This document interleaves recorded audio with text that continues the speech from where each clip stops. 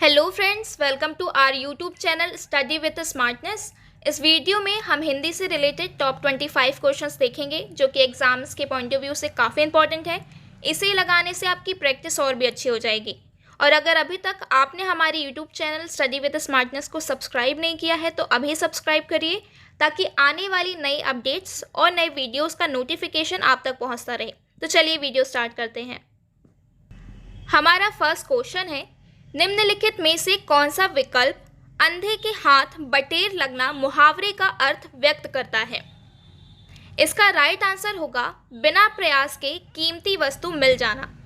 मुहावरे जो कि किसी भाषा को सरल और सहज बनाते हैं और ये एक ऐसे वाक्यांश होते हैं जो कि व्यंग्य के तौर पर भी उपयोग किए जाते हैं। तो यहाँ पर अंधे के हाथ बटेर लगना एक मुहावरा है जिसका अर्थ होता है बिना प्रयास के कोई कीमती वस्तु हाथ लग जाना। इसे हम एक उदाहरण से समझ सकते हैं कि रावण सीता माता को कुछ ऐसे पाना चाहता था मानो अंधे के हाथ बटेर, यानी कि बिना प्रयास के ही कोई कीमती वस्तु मिल जाना। नेक्स्ट क्वेश्चन है, हमने खाना नहीं खाया किस प्रकार का वाक्य है? इसका राइट आंसर होगा निषेधवाचक वाक्य। निषेधवाचक वाक्य की बात करें तो एक ऐसा संदेश जो किसी काम को ना करने का आदेश दे रहा हो, वहाँ पर निषेधवाचक वाक्य होता है। इन वाक्यों में ज़्यादातर ना, नहीं ऐसे शब्दों का प्रयोग होता है। अगर हम इस वाक्य को देखें, हमने खाना नहीं खाया, तो यहाँ पर खाना ना खाने का बोध हो रहा है, तो ये निषेधवाचक वाक्य का उदाहरण है। नेक्स्ट क्वेश्चन है, निम्नलिखित में से मिश्र वाक्य का चयन कीजिए। इसका राइट आंसर है शिक्षक ने कहा कि सबको गृह कार्य स्वयं करना है। अगर हम मिश्र वाक्य की बात करें तो एक ऐसा वाक्य जिसमें सरल वाक्य के अलावा कोई दूसरा उपवाक्य भी होता है। इसमें प्रधान वाक्य भी होते हैं और आश्रित वाक्य भी होते हैं, और इन वाक्यों को जोड़ने के लिए जो, क्योंकि, जितना, उतना ऐसे शब्दों का प्रयोग किया जाता है।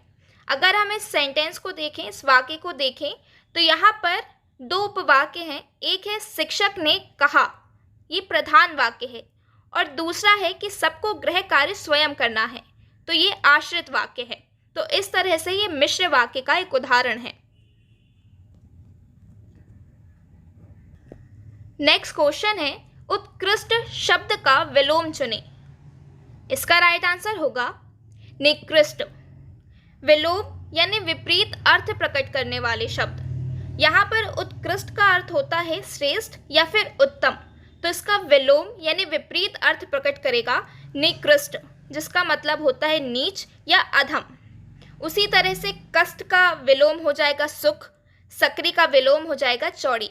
अब मान लीजिए उत्कृष्ट का पर्यायवाची पूछता है तो उत्कृष्ट को उत्तम, उन्नत, श्रेष्ठ, अच्छा या उम्दा भी कहा जा सकता है। नेक्स्ट क्वेश्चन है, निम्नलिखित में से उद्धरण चिन्ह कौन सा है? इसका राइट आंसर होगा ऑप्शन नंबर डी। उद्धरण शब्द मतलब किसी कथन को ज्यों का त्यों लिखने के लिए हम उद्धरण चिन्ह का प्रयोग करते हैं। ये दो प्रकार के होते हैं, एक होता है इकहरा और दूसरा होता है दोहरा। इकहरा जो उद्धरण चिन्ह होता है वो किसी विशेष शब्द, पद या वाक्य को उद्धृत करने के लिए होता है। मान लीजिए कोई पुस्तक, समाचार पत्र या किसी लेख का शीर्षक, उसे लिखने के लिए हम इकहरा उद्धरण का उपयोग करते हैं। नहीं तो फिर कोई महत्वपूर्ण कथन या कहावत को लिखने के लिए हम दोहरा उद्धरण चिन्ह का उपयोग करते हैं। नेक्स्ट क्वेश्चन है, पंचवटी शब्द में कौन सा समास है? तो इसका राइट आंसर है द्विगु समास। द्विगु समास में पहला पद संख्यावाचक होता है या फिर विग्रह करने पर समाहार या समूह का बोध होता है। तो अगर हम पंचवटी का समास विग्रह करते हैं तो 5 वटों का समाहार या समूह, इसका समास विग्रह होता है। तो यहाँ पर संख्या का बोध हो रहा है, इसलिए पंचवटी द्विगु समास का उदाहरण है। नेक्स्ट क्वेश्चन है, मांस खाने वाला इस वाक्यांश के लिए एक शब्द चुनिए। तो मांस खाने वाले को हम मांसाहारी बोलते हैं। उसी तरीके से सर्वाहारी जो सब कुछ खाता हो, अल्पाहारी जिसका आहार सीमित हो, शाकाहारी जो फल फूल खाता हो। नेक्स्ट क्वेश्चन है, गीदड़ का स्त्रीलिंग रूप क्या है? इसका राइट आंसर है गीदड़ी। लिंग जिसमें स्त्री या पुरुष या जाति का बोध होता है, हम उसे लिंग कहते हैं। यहाँ पर गीदड़ एक पुल्लिंग है और इसका स्त्रीलिंग होगा गीदड़ी। गीदड़ का मतलब होता है सियार और गीदड़ी यानी मादा सियार। नेक्स्ट क्वेश्चन है, गृहस्थ शब्द में समास है। इसका राइट आंसर होगा तत्पुरुष समास। तत्पुरुष समास यानी कि जिस समास में बात का या फिर उत्तर पद प्रधान होता है और दोनों पदों के बीच का कारक चिन्ह लुप्त हो जाता है, हम उसे तत्पुरुष समास कह देते हैं। अगर हम गृहस्थ का समास विग्रह करते हैं तो गृह में स्थित, ये इसका समास विग्रह होता है। तो यहाँ पर बाद या उत्तर पद प्रधान है और यहाँ पे में एक कारक चिन्ह है जो कि लुप्त हो जाता है इसका समास बनाने में। तो इस प्रकार से गृहस्थ एक तत्पुरुष समास का उदाहरण है। नेक्स्ट क्वेश्चन है, परिभाषा शब्द में उपसर्ग है। इसका राइट आंसर है परि। उपसर्ग जो किसी शब्द के आगे जुड़कर एक नया शब्द बनाता है, वहाँ उपसर्ग होता है। यहाँ पर परि का अर्थ होता है पूर्ण या पास, जबकि परिभाषा का अर्थ हो जाता है किसी शब्द का अर्थ स्पष्ट करने की प्रक्रिया।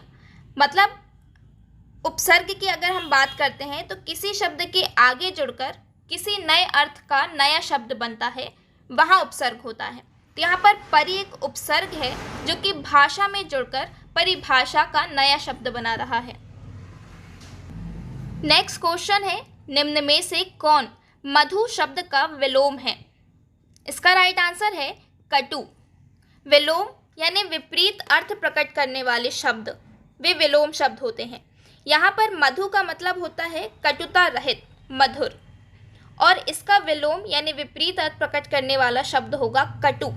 कटु यानी कष्टकारी। नेक्स्ट क्वेश्चन है, गौरी शंकर में कौन सा समास है? तो इसका राइट आंसर होगा द्वंद्व समास। द्वंद्व समास में दोनों ही पद प्रधान होते हैं और इसका विग्रह करने पर और, अथवा, या, एवं का प्रयोग होता है, वहाँ द्वंद्व समास है। यहाँ पर अगर हम गौरी शंकर का समास विग्रह करते हैं तो गौरी और शंकर के रूप में इसका समास विग्रह होता है। तो ये द्वंद्व समास का एक उदाहरण है। नेक्स्ट क्वेश्चन है, निम्नलिखित में से शुद्ध वर्तनी वाला शब्द है?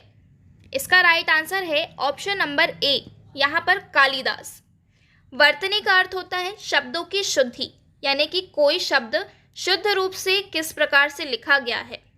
यहाँ पर ऑप्शन नंबर ए में लिखा गया कालिदास सही वर्तनी है। इसके अलावा कालिदास की रचनाएं भी पूछी जाती हैं, तो आप लोग याद रखिएगा कि इनकी महत्वपूर्ण रचनाओं में मेघदूतम, अभिज्ञान शकुंतलम, मालविकाग्नि मित्रम, कुमार संभवम, ये इनकी प्रमुख रचनाएं हैं। नेक्स्ट क्वेश्चन है, सरोज तो हमारे घर की लक्ष्मी है, रेखांकित शब्द क्रमशः हैं। इसका राइट आंसर है व्यक्तिवाचक संज्ञा और जातिवाचक संज्ञा, यानी कि इस वाक्य में सरोज एक व्यक्तिवाचक संज्ञा है और लक्ष्मी जातिवाचक संज्ञा है। यहाँ सरोज किसी व्यक्ति विशेष का नाम है, जबकि लक्ष्मी सरोज की जाति का बोध करा रही है। नेक्स्ट क्वेश्चन है, कुसुम का पर्यायवाची शब्द नहीं है। इसका राइट आंसर है कमल। कुसुम का पर्यायवाची शब्द कमल नहीं होता। पर्यायवाची यानी समान अर्थ प्रकट करने वाले शब्द, तो यहाँ पर पुष्प, सुमन, प्रसून, ये सभी कुसुम के पर्यायवाचक हैं। नेक्स्ट क्वेश्चन है, विद्यार्थी शब्द में समास है। इसका राइट आंसर होगा तत्पुरुष समास। जैसे अभी हमने देखा था कि तत्पुरुष समास में बाद का या फिर उत्तर का पद प्रधान होता है और दोनों ही पदों के बीच का कारक चिन्ह लुप्त हो जाता है। अब अगर हम विद्यार्थी का समास विग्रह करते हैं तो विद्या का अर्थी के रूप में इसका विग्रह होता है। यहाँ पर का एक कारक चिन्ह है, जहाँ यहाँ पर इसका लोप हो गया है। इस तरह से ये एक विद्यार्थी शब्द बना है। नेक्स्ट क्वेश्चन है, निम्न में से कौन संज्ञा से व्युत्पन्न विशेषण है? इसका राइट आंसर है मानसिक। मानसिक शब्द मानस से मिलकर बना है और मानस एक संज्ञा है। तो इस तरह से मानसिक एक संज्ञा से व्युत्पन्न विशेषण है, यानी मानस एक संज्ञा है और मानसिक एक विशेषण है। नेक्स्ट क्वेश्चन है, आंसू पीकर रह जाना मुहावरे का सही अर्थ है। इसका राइट आंसर होगा चुपचाप दुख सह लेना। जैसे कि मुहावरे वे वाक्यांश होते हैं जो भाषा को सहज और सरल बना देते हैं। तो यहाँ पर आंसू पीकर रह जाना एक मुहावरा है जिसका अर्थ होता है चुपचाप दुख सह जाना। इसे हम एक उदाहरण से समझ सकते हैं कि जब राम कक्षा में फेल हो गया तो वह आंसू पीकर रह गया, यानी चुपचाप दुख को उसने सहन कर लिया। नेक्स्ट क्वेश्चन है, राम ने वह कार खरीदी जो उसके मामा की थी। वाक्य का प्रकार है। तो इसका राइट आंसर है मिश्र वाक्य। हमने पहले भी देखा था कि मिश्र वाक्य में साधारण वाक्य के अलावा भी उपवाक्य होते हैं। तो यहाँ पर राम ने वह कार खरीदी ये प्रधान वाक्य था और जो उसके मामा की थी ये उसका आश्रित वाक्य हो गया। नेक्स्ट क्वेश्चन है, प्रत्येक वाक्य की समाप्ति पर क्या लगता है। तो इसका राइट आंसर है पूर्ण विराम।